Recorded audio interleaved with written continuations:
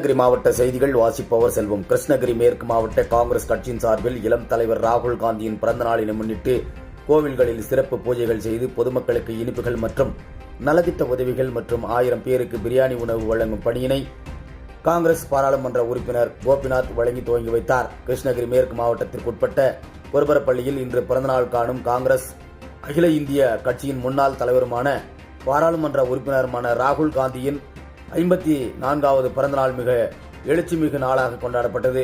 வேப்பனஹள்ளி சட்டமன்ற தொகுதி பொறுப்பாளர் திம்மப்பா தலைமையில் நடைபெற்ற இந்த விழாவின் போது ராகுல் காந்தியின் உடல் வலிமையோடு பல்லாண்டு காலம் வாழ வேண்டும் என வேண்டி கொருபரப்பள்ளி சிவன் மற்றும் ஸ்ரீ முருகன் திருக்கோவிலில் சிறப்பு பூஜைகள் நடைபெற்றது.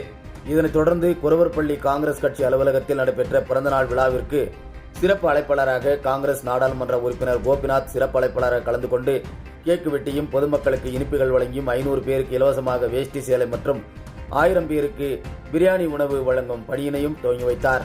இதேபோன்று வேப்பனஹள்ளி, ஓசூர், சூளகிரி, தளி, தேன்கனிக்கோட்டை உள்ளிட்ட பல்வேறு இடங்களில் ராகுல் காந்தியின் பிறந்தநாளினை முன்னிட்டு காங்கிரஸ் கட்சியினர் உற்சாகமாக எழுச்சியாகவும் பொதுமக்களுக்கு இனிப்புகள் மற்றும் நலத்திட்ட உதவிகளையும் வழங்கி உற்சாகமாக கொண்டாடினார்கள்.